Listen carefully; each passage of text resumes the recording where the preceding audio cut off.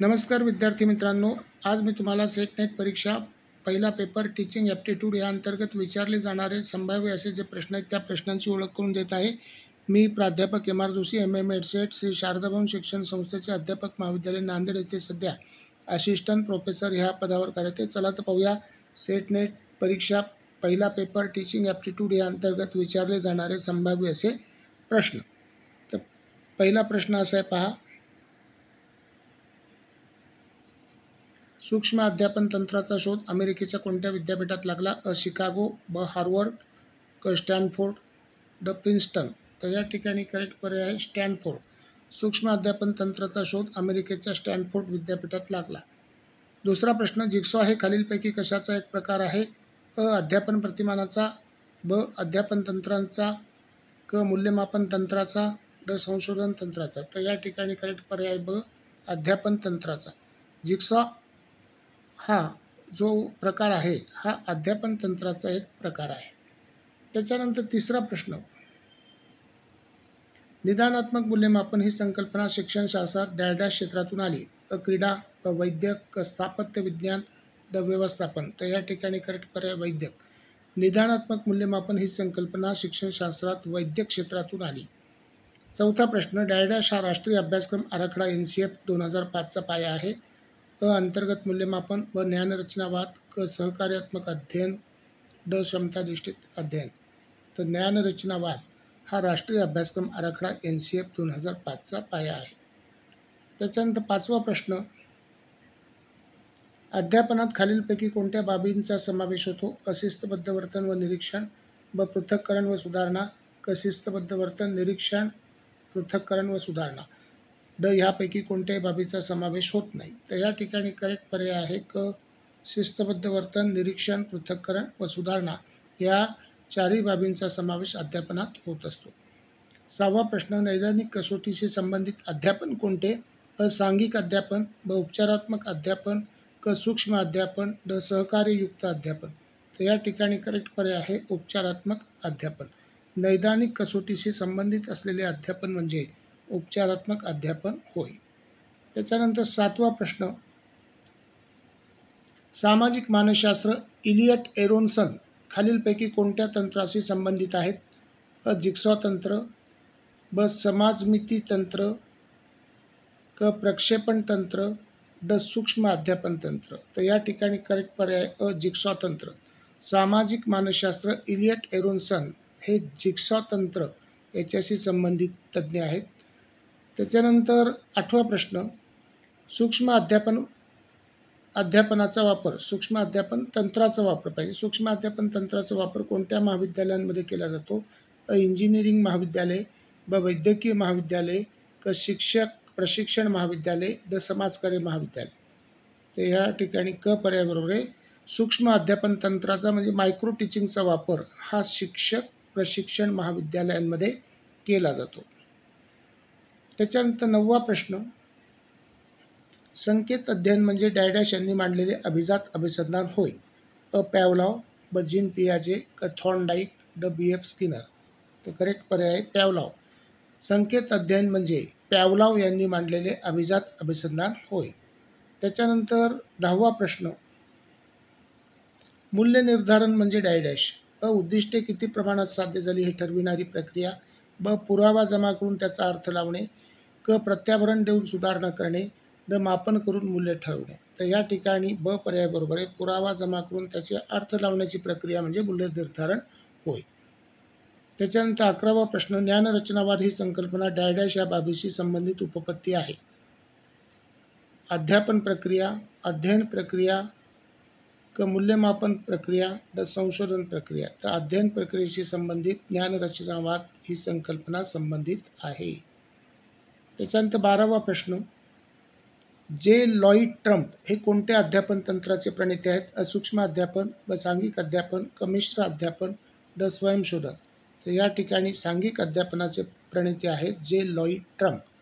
त्याच्यानंतर 13वा, कोणत्या अध्ययन तंत्रात वास्तविक वर्गासोबतच आभासी वर्गाचाही समावेश होतो? ज्ञानरचनावादी अध्ययन, प्रायोगिक अध्ययन, मिश्र अध्ययन, बुद्धिमंथन किंवा ब्रेनस्टॉर्मिंग. तर या ठिकाणी मिश्र अध्ययनात वास्तविक वर्गासोबतच आभासी वर्गाचाही समावेश होतो. मिश्र अध्ययनालाच ब्लेंडेड लर्निंग असं म्हणतात. त्याच्यानंतर 14वा प्रश्न, क्रमान्वित अध्ययन तंत्र हे मानसशास्त्राच्या कोणत्या अध्ययन उपपत्तीवर आधारित होते? अ. बोधात्मक विकास उपपत्ती, व साधक अभिसंधान उपपत्ती, क. प्रयत्नप्रमाद उपपत्ती, ड. अभिजात अभिसंधान उपपत्ती. तर B.F. स्किनरच्या साधक अभिसंधान उपपत्ती यावर आधारित क्रमान्वित अध्ययन तंत्र त्या ठिकाणी होते, म्हणून ब पर्याय करेक्ट आहे. 15वा प्रश्न, मूल्यमापनाशी संबंधित खालीलपैकी कोणते विधान चुकीचे आहे? अ. मूल्यमापन ही सातत्याने चालणारी प्रक्रिया आहे. व. प्रत्यावरण हा मूल्यमापन प्रक्रियेचा आत्मा आहे. क. पदनिश्चय श्रेणी, पडताळा सूची व मुलाखत ही मूल्यमापनाची गुणात्मक साधने आहेत. ड. मूल्यमापन तंत्राचा शोध इंग्लंडमध्ये लागला. तर ड पर्याय चुकीचा आहे. मूल्यमापन तंत्राचा शोध अमेरिकेमध्ये 1947 साली लागला, 48 साली लागला, आणि त्याचे जनक होते बेंजामिन ब्लूम. त्याच्यानंतर 16वा प्रश्न, उत्तम अध्यापनाचे खालीलपैकी लक्षण कोणते? अ. विद्यार्थ्यांकडून अर्थपूर्ण प्रश्न विचारला जाणे. ब. वर्गात टाचणी पडली तर आवाज येईल इतकी शांतता. क. शिक्षकाकडून फलकावर मुद्दे लिहिले जाणे. ड. विद्यार्थी लेखन कार्यात मग्न असते. तर अ पर्याय बरोबर आहे. विद्यार्थ्याकडून अर्थपूर्ण प्रश्न विचारला जाणे म्हणजेच उत्तम अध्यापनाचे लक्षण होय. त्याच्यानंतर 17वा प्रश्न, मूल्यमापन तंत्राचा जनक कोणाला म्हटले जाते? अ. किलपॅट्रिक, ब. बेंजामिन ब्लूम, क. R.H. दवे, ड. Lauren Anderson. तर या ठिकाणी बेंजामिन ब्लूम यांना मूल्यमापन तंत्राचा जनक असे म्हटले जाते. त्याच्यानंतर 18वा प्रश्न, समस्येची उकल करण्याच्या सृजनात्मक समूह प्रक्रियेला बुद्धिमंथन हे नाव कोणी दिले? अ. क्रॉथवॉल, ब. ऑसबर्न, क. प्रोफेसर ॲलन, तर जीन पियाजे. तर या ठिकाणी ऑसबर्न यांनी या समस्येची उकल करणाऱ्या सृजनात्मक समूह प्रक्रियेला बुद्धिमंथन हे नाव दिलेले आहे. याला आपण इंग्रजीमध्ये ब्रेन स्टॉर्मिंग असं म्हणतो. 19वा प्रश्न, गतिज शिक्षणशैली, ज्याला आता किनेस्थेटिक लर्निंग स्टाईल असं म्हणतो आपण, गतिज शिक्षणशैली असलेले विद्यार्थी कोणत्या प्रकारच्या संवेदनांद्वारे शिकत असतात? अ. शारीरिक संवेदना, ब. दृक संवेदना, क. श्राव्य संवेदना, ड. गंध संवेदना. ह्या ठिकाणी अ बरोबर आहे. शारीरिक संवेदना किंवा ज्याला स्पर्श संवेदना असं म्हणतो, तर स्पर्श संवेदनांच्याद्वारे गतिज शिक्षणशैली असलेले विद्यार्थी शिकत असतात, म्हणून अ बरोबर आहे, शारीरिक संवेदना. त्याच्यानंतर 20वा प्रश्न, प्रत्यावरणाचा हेतू कोणता वा कोणते? प्रत्यावरणाचा हेतू कोणता वा कोणते? अ. आत्मविश्वास निर्मिती, ब. क्षमता व कमतरता यांची जाणीव, क. चुकांची दुरुस्ती व संपादनूक दाखविणे, ड. वरील सर्व. तर या ठिकाणी करेक्ट पर्याय ड. वरील सर्व. प्रत्यावरणाचे हेतू आहेत आत्मविश्वास निर्मिती, क्षमता व कमतरता यांची जाणीव, चुकांची दुरुस्ती व संपादनूक दाखविणे, हे सगळे प्रत्यावरणाचे मूळ हेतू आहेत. त्याच्यानंतर 21वा प्रश्न, थॉर्नडाईक या शास्त्रज्ञाने मांडलेल्या अध्ययन उपपत्तीचे नाव काय होते? अभिजात अभिसंधान, ब. बोधात्मक विकास, क. साधक अभिसंधान, ड. प्रयत्न प्रमाद. तर ट्रायल अँड एरर प्रयत्न प्रमाद पद्धती असं या थॉर्नडाईक या शास्त्रज्ञाने मांडलेल्या अध्ययन उपपत्तीचे नाव होते. त्याच्यानंतर 22वा प्रश्न, स्वयंशोधन पद्धतीचा जनक कोणाला म्हणतात? अ. स्टीव्हन्सन, ब. आर्मस्ट्रॉंग, क. डॉक्टर कोरे, प्रोफेसर ॲलन. तर या ठिकाणी करेक्ट पर्याय आर्मस्ट्रॉंग. स्वयंशोधन पद्धतीचा जनक आहे आर्मस्ट्रॉंग. त्याच्यानंतर 23वा प्रश्न, खालीलपैकी मूल्यमापनाच्या कोणत्या साधनाला गुणांकन मार्गदर्शिका असे म्हणतात? अ. संचयिका, ब. रुब्रिक्स, क. पदनिश्चय श्रेणी, ड. प्रश्नावली. तर रुब्रिक्स याच मूल्यमापन साधनाला गुणांकन मार्गदर्शिका असे म्हणतात.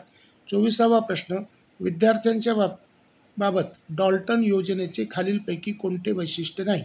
अ. ग्रहकार्याची सुविधा, ब. स्वयं अध्ययनाची सुविधा, क. जबाबदारी स्वीकारण्याच्या क्षमतेचा विकास, ड. सामाजिक कौशल्यांचा विकास. तर ग्रहकार्य त्याच्यामध्ये नसतं, म्हणून ग्रहकार्याची सुविधा हे या डॉल्टन योजनेचे वैशिष्ट्य नाही आहे. त्याच्यानंतर 25वा लास्ट प्रश्न, डॉक्टर पटेल यांनी मूल्यमापन प्रक्रियेचे 4 घटक सांगितले. उद्दिष्टे, अध्ययनानुभूती व मूल्यमापन साधने यांच्याशिवाय त्यांनी सांगितलेला चौथा घटक कोणता? अ. क्षमता, ब. आशय, क. समाज, ड. अभ्यासक्रम. तर या ठिकाणी आशय किंवा पाठ्यवस्तू हा चौथा घटक डॉक्टर पटेल यांनी सांगितलेला आहे. तर अशा प्रकारे आज आपण महत्त्वपूर्ण प्रश्न पाहिले. बेस्ट ऑफ लक. धन्यवाद. थँक्यू. सबस्क्राईब करा, शेअर करा.